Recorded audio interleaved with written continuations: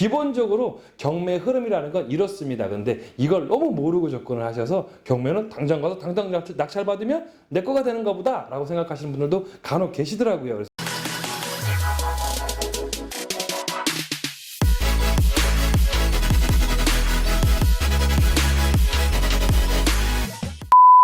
안녕하십니까, 토트TV의 임사장입니다. 경매를 이제 시작을 하시지 않습니까? 근데 여러분들 이렇게 지내다 보면요, 이런 표현들을 가끔 들으실 수가 있어요. 어떤 표현이냐면 누군가가 부동산 하나 갖고 있어요. 근데 이제 팔려고 내놨는데 잘 안 팔려. 그래서 자기들끼리 이렇게 고민을 상담하다 보면 어떤 사람이 지나가면서 이렇게 흘리는 얘기들이 있습니다. 야, 그렇게 안 팔리면 경매에다 내놔봐. 일단 이 말이 맞는 말일까요? 틀린 말일까요? 맞는 말이 아닙니다. 무슨 얘기냐? 부동산 경매는요, 사설 경매 시장이 없습니다. 그러면 부동산 경매는 뭡니까? 바로 이 채권 채무 관계에 있어서 발생되는 것이 부동산 경매인 것이지, 사설 경매로 내가 무언가를 팔 수 있는 공간이 있다? 그런 건 전혀 없습니다. 그러니까 여러분들 그런 부분들 착각들 일으키지 않으셨으면 좋겠고요. 부동산 경매를 들어가시게 되면 전체적인 경매 흐름에 대해서 일단 설명을 드리고자 합니다. 자, 일단 제일 먼저 누군가가 있을 겁니다. 채권 채무 관계가 발생이 됐겠죠. 근데 이 채무자가 성실히 채무를 납부를 했으면 됐는데 성실하게 이 채무를 갖다가 해결하지 못해서 채권자하고의 마찰들이 생기지 않습니까? 근데 이럴 때 채권자 입장에서는 억울해요, 안 억울해요? 돈 빌려주고 못 받은 거잖아요. 그러면 채권자는 이 채무자를 쫓아가서 완력을 쓴다고 욕을 한다고 돈이 나옵니까? 안 나오게 돼요. 그러다 보니까 어떻게 해요? 법원에 가서 호소를 하게 돼 있죠. 나 돈 빌려줬는데 돈 못 받았어요. 나 좀 도와주세요 라고 얘기를 합니다. 법원에서 뭐라고 그래요? 판사님이 니네 둘 다 와봐. 제일 먼저 확인을 뭘 할까요? 채권 채무 관계가 있는지 없는지부터 확인을 하겠죠. 그런데 봤더니 정말 채권 채무 관계가 있어요. 그러니까 법원에서 뭐라고 그래요? 야, 너희들한테 법원에선 또 채무자한테 시간을 줄게. 니들 이 기간 안에 니들이 벌어서 갚든 알아서 해. 근데 이 기간이 지나서까지도 니들이 갚질 못하게 되면, 채무자 네가 갚지 못하게 되면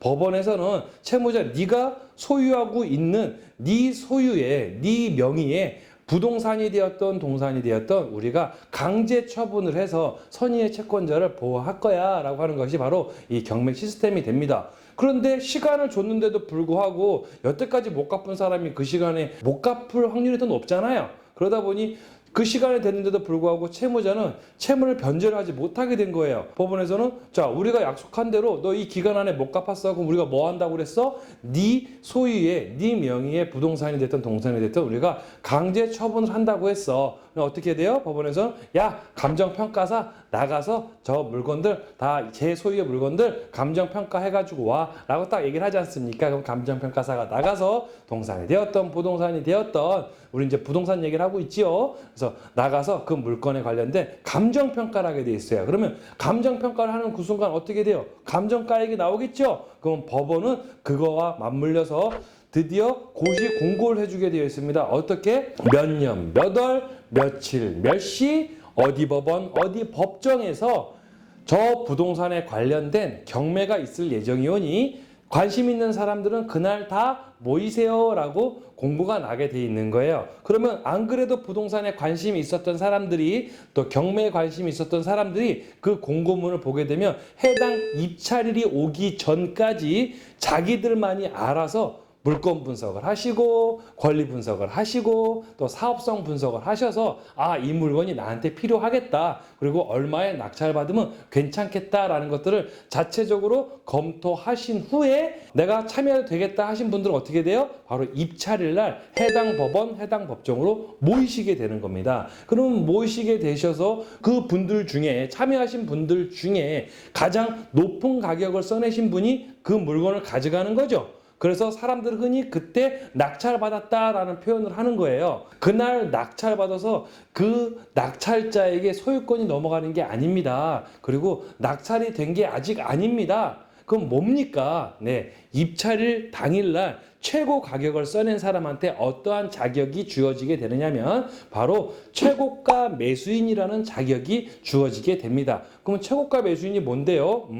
쉽게 얘기하면 이거예요. 아직 네 거 아니야. 너는 최고 가격을 써낸 매수 준비인이야 라는 뜻인 거예요. 그러면 최고가 매수인의 자격을 얻은 그 날로부터 일주일이라는 시간 동안 또 어떠한 기간이 흘러가게 되냐면 매각 결정 허가라는 시간이 또 흘러가게 됩니다. 그럼 일주일이라는 시간 동안 뭐 하는 건데요? 법원에서는 이 경매 사건에 있어서 혹시나 불법 행위나 담합 행위는 없었는지, 문서들의 송달들은 문제없이 되었는지, 또 최고가 매수인이 해당 부동산을 취급할 자격은 되는지, 이러한 것들을 검토를 해서 아무 문제가 없었다라고 하게 되면 매각 결정 허가가 떨어지는 것이고요. 그러한 것들에 문제가 생겼다, 뭐 자이건 타이건 문제가 생겼다 그러면 어떻게 돼요? 매각 결정 불허가가 떨어지는데, 여기에 규책 사유가 최고가 매수인한테 있다라고 하면 보증금은 몰수당하게 되어 있고요. 최고가 매수인한테 규책 사유가 없다 그러면 불허가가 떨어지게 되고 다시 재경매로 나가게 되는 겁니다. 자, 일단 우리 허가가 됐다라고 가정을 하면, 그러면 매각 결정 허가가 떨어지면 내 건가요?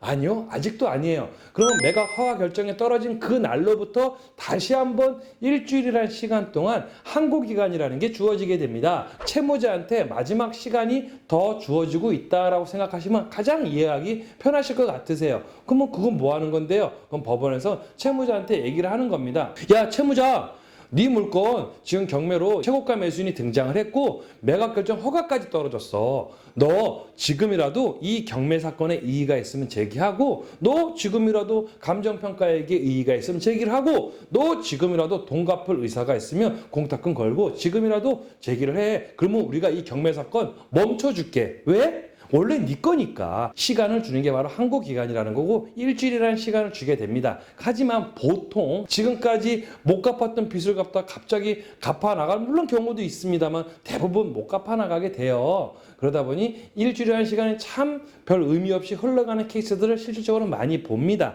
그래서 그 일주일이라는 시간이 딱 끝나고 나면 드디어 어떻게 되느냐? 그러면 이제 드디어 제 거가 되나요? 아니요. 아직도 최고가 매수인께 아닙니다. 법원에서는 최고가 매수인한테 어떠한 서류를 하나 줘요. 네가 써낸 금액대로 이제 잔금 납부해 라고 하면서 잔금 납부 통지서를 발부해 주게 되어 있고요. 그 잔금 납부 통지서를 발부받은 최고가 매수인은 잔금 납부 통지서를 받은 날로부터 30일 이내에 잔금을 납부를 하여야 하고, 잔금을 납부가 완료가 되면 드디어 등기 이전을 하셔서 낙찰을 받았다라고 할 수가 있겠습니다. 그래서 처음 입찰 참여한 날로부터 일주일 그런 다음에 또 잔금 납부 기간 동안 그 기간 안에 다 끝나고 나면 또 등기 이전 신청을 하게 돼서 또 한 일주일 정도의 시간, 그렇게 해서 명의가 나한테 넘어오는 데까지 짧으면 한 달에서 길면 2달 정도까지 걸릴 수 있다라는 걸 알고 접근을 하셔야지 여러분들이 기간에 대한 로스를 줄일 수가 있게 될 겁니다. 이해되셨나요?